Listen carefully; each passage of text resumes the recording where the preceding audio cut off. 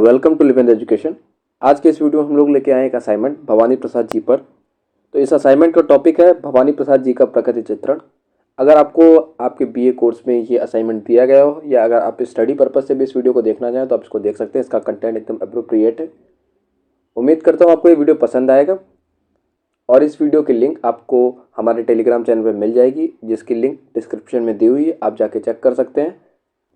And video को पूरा देखिए जिससे आपको समझ में आ जाए आपको किस तरह से असाइनमेंट लिखना है। तो चलिए वीडियो शुरू करते हैं। आप हेडिंग देख पा रहे होंगे भवानी प्रसाद जी का प्रकृति चित्रण। पहला पैराग्राफ देखिए। भवानी प्रसाद मिश्र जी के साहित्य के प्रकृति चित्रण की व्याख्या एवं उस पर चर्चा करने से पूर्व हमें उनके साहित्य एवं जीवन पर भी चर्चा या कहूँ एक मूलभूत चर्चा करना आवश्यक है। आगे देखते हैं। इसी संदर्भ में भवानी प्रसाद मिश्र का जन्म 29 मार्च 1913 को मध्य प्रदेश स्थित होशंगाबाद जिले के टिमरिया गांव में हुआ था। इनके पिता का नाम सीताराम मिश्र और माता का नाम गोमती था। साधारण एवं मध्यम वर्गीय परिवार में जन्म लेने के कारण उनका जीवन सादगी से परिपूर्ण था। आगे देखते हैं। भारत छोड़ो आंदोलन में मिश्र जी की सक्रिय भागीदारी और इस दौरान जेल यात्रा भी करनी पड़ी। भवानी प्रसाद जी प्रसिद्ध कवि के साथ साथ तीव्र गांधीवादी विचारक भी थे। गांधी दर्शन का प्रभाव तथा उसकी झलक उनकी कविताओं में स्पष्ट देखी जा सकती है। उनका प्रथम संग्रह गीत फरोश अपनी नई शैली, नई उद्भावनाओं और नए पाठ प्रभाव के कारण अत्यंत लोकप्रिय हुआ। प्यार से लोग उन्हें भवानी भाई कहकर संबोधित किया करते थे। उन्होंने 7 बार मौत से लड़े और आज़ादी के बाद तानाशाही से भी लड़े। यह था पहला पेज। आगे देखते हैं। आपातकाल के दौरान नियम पूर्वक सुबह दोपहर शाम तीनों बेलाओं में उन्होंने कविताओं को लिखा जो बाद में त्रिकाल संध्या नामक पुस्तक में प्रकाशित भी हुई।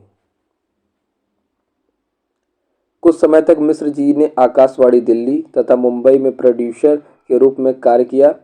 इसके अतिरिक्त संपूर्ण गांधी वाड्मय में संपादन करते रहे और बाद में गांधी शांति प्रतिष्ठान में आ गए और अपने अंतिम समय तक यहीं रहे।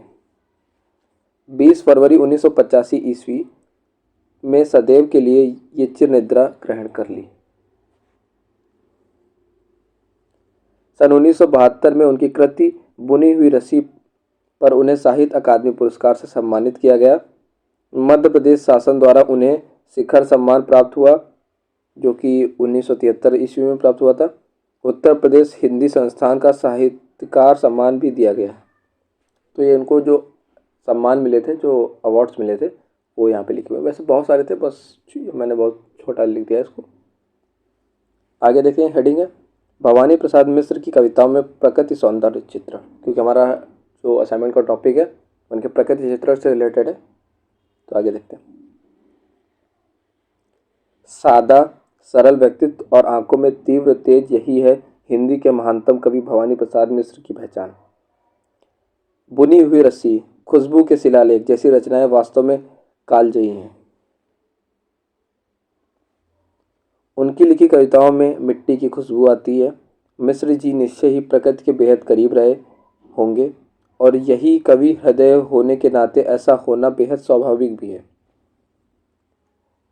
आगे कुछ भी लिखने से पहले मैं इस संदर्भ में पुष्टि के तौर पर उनकी कुछ पंक्तियां साझा करता हूं जो कि हृदय को मानो किसी हरे भरे जंगल में पहुंचा देती हैं। इन्हें पढ़कर मन में एक सुगंधित प्यार से महसूस होती है। क्या है पंक्तियां देखिए। गुस्से के मारे सारे के सारे आसमान के तारे टूट पड़े धरती के ऊपर। एक और लिखा हुआ है, मैं जो हूँ मुझे वही रहना चाहिए, यानी वन का वृक्ष, खेत की मेड़, नदी की लहर। इसके अतिरिक्त मिश्र जी की एक और कविता के कुछ अंश साझा कर रहा हूँ जो असल में मुझे व्यक्तिगत रूप से बेहद पसंद है। मुझे भी पसंद है। देखिए। जूही ने प्यार किया था सतदल से, दोनों के लोग दो, शोक किंतु एक हुए दोनों के, संध्या के झुरमुट से मानो निहारा और अश्रु चुए दोनों के। मिश्र जी ने केवल अपनी कविताओं के शीर्षकों में प्रकृति के शब्दों का निरूपण किया, अपितु प्रकृति के साधारण और असाधारण सभी रूपों का सौंदर्यपूर्ण सजीव चित्रण भी किया है। उनकी रचनाओं में प्रकृति का सुरमय चित्रण तो है ही, इसके अतिरिक्त उनकी सर्वाधिक लोकप्रिय रचना सतपुड़ा के जंगल, जो वास्तव में अलौकिक है। यह कविता बिना किसी जरा सी भी मिलावट के प्रकृति की ही कविता है। नई कविता एक अद्भुत सौंदर्य समेटे हुए है। सतपुड़ा के घने जंगल नींद में डूबे हुए से, ऊंधते अनमने जंगल, झाड़ ऊंचे और नीचे, चुप खड़े हैं आंख मीचे। घास चुप है, कास चुप है, मूक साल प्लास चुप है, बन सके तो धसो इनमें, धस न पाती हवा जिनमें, सतपुड़ा के घने जंगल, ऊंघते अनमोल जंगल। यहाँ गौरतलब है कि घास, कास, साल, प्लास सभी के सभी मानव मौन होकर भी बोल पड़ रहे हैं। पूरी कविता सतपुड़ा के जंगल में ले जाकर हमें जीवंत कर देती है। प्रकृति की भयावहता के साथ उसकी कोमलता, उसकी सुंदरता, उसकी मार्मिकता और उसकी जीवंतता को कविता में सहज रूप से दिखाया गया है। यहाँ घास गा रही है, ढोल की गूंज उठी है और जंगल के गीत गुनगुनाती है। इस संदर्भ के लिए कुछ और काव्यांश इस प्रकार है। इन वनों के खूब भीतर, चार मुर्गे चार तीतर, पल भर कर निश्चिंत बैठे, विजन वन के बीच बैठे, झोपड़ी पर फूस डाले, गोंद तगड़े और काले, जबकि होली पास आती, सरसराती घास गाती। दूसरा सप्तक में संकलित बूंद टपकी एक नभ से में प्रकृति की कोमलता और उसके भाव सौंदर्य को देखा जा सकता है। बूंद टपकी एक नभ से, किसी ने झुक कर झरोके से, कि जैसे हंस दिया हो, हंस रही सी आंख ने जैसे किसी को कस दिया हो, ठगा सा कोई किसी की आंख देखे रह गया हो, उस बहुत से रूप को रोमांच रोके सह गया हो। इन पंक्तियों में मिश्र जी ने प्रकृति बिंब की एक माला सी पिरोई है। हंसना, ठगा सा, रह जाना, रोमांच पर नियंत्रण आदि सिर्फ एक बूंद के टपकने मात्र से इन सारे भावों को सामने आ जाना विशिष्टता की परिधि को लांघते हुए कवि की प्रकृति चित्रण की अति विशिष्टता को दर्शाता है। मिश्र जी की कविता में वर्तमान का यथार्थ चित्रण प्रकृति के माध्यम से बार बार आया है। कवि के मुताबिक वर्तमान की स्थितियां बहुत ही असहज हैं, सब कुछ अनिश्चित है। इस संदर्भ में देखूं आज सूरज आता है या नहीं, शाम तक या सवेरे भी कल तक। प्रकृति के चित्रे कवि मिश्र जी को वर्षा ऋतु सर्वाधिक प्रिय रहा है। उन्होंने वर्षा के विभिन्न रूपों का सतरंगी दृश्य अपने काव्य में उकेरा है। तभी तो कांति कुमार जैन कहते हैं, जिस प्रकार कालिदास को वसंत का, रविन्द्रनाथ को सरिताओं का, एम निराला को बादलों का कवि कहा जाता है, उसी प्रकार मिश्र जी को हम वर्षा का कवि कह सकते हैं। आषाढ़ का पहला दिन कविता इस संदर्भ का एक उम्दा पुष्टिकारक है। बारिश के आने के अनोखे दृश्य के साथ साथ बारिश का इंतजार करते मानव की तिलमिलाहट का जो सुंदर संयोग और परंपरागत सौंदर्य है, वह वास्तव में अतुलनीय है।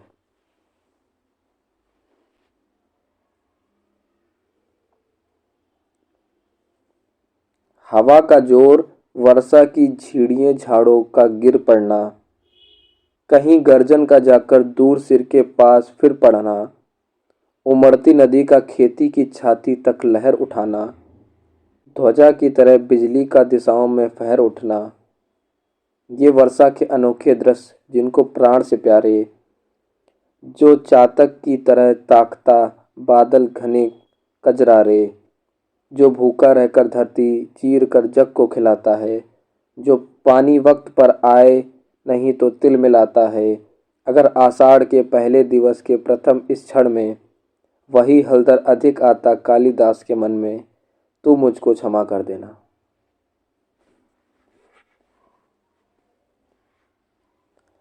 वास्तव में मिस्र का स्पर्श शब्दों को जीवंत कर जाता है। हर दृश्य प्रत्यक्ष हो जाता है और हर्ष के उन्माद से उनकी कविता स्वतः ही बोल पड़ती है।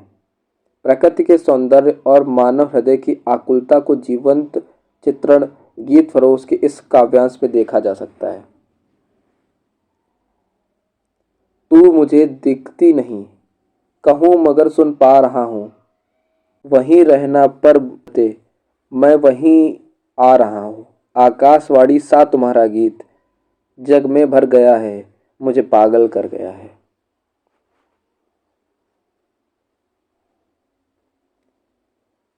सच में प्रकृति के सारे सुरमय बोध कवि को पागल कर जाते हैं और उनकी लेखनी प्रकृति के सुरमय चित्रण में निमग्न हो जाती है और तब उन्हें प्रकृति का अंधकार भी डरा नहीं पाता। अंधेरा पार कर जाने का तब जी नहीं होता, हल्के अंधेरे से भारी में, भारी से और भारी में डूबते रहने का जी होता है। अब आखिरी में मैंने बस इसको कंक्लूड किया है। ये कंक्लूजन बहुत छोटा लिखा हुआ है, आप इसको थोड़ा बड़ा भी लिख सकते हैं। लास्ट पेज है इसका। अंत में परियोजना कार्य समाप्त करते करते मैं यही पाता हूँ कि असल में मिश्र जी की कविताओं में प्रकृति को कभी खोजना ही नहीं पड़ता। वे बड़ी सहजता से प्रकृति को अपनी लेखनी में उतार देते हैं। तो उम्मीद करता हूँ आपको ये वीडियो पसंद आया होगा। कुछ भूल चूक हो गई, कुछ त्रुटि हो गई हो लिखने में भी, मैंने देखा इसमें कुछ एरर्स थे, तो उसके लिए माफ़ करिएगा। आगे आपको किस टॉपिक पे वीडियो चाहिए उसके लिए आप कमेंट करिए और वीडियो को लाइक कर दीजिएगा, चैनल सब्सक्राइब कर लीजिएगा, सपोर्ट बनाए रखिएगा। एंड इस असाइनमेंट की PDF आपको टेलीग्राम चैनल पर मिल जाएगी, आप जाइए वहाँ से अपना असाइनमेंट लिखिए। तो मिलते हैं नेक्स्ट वीडियो में, तब तक के लिए जय हिंद।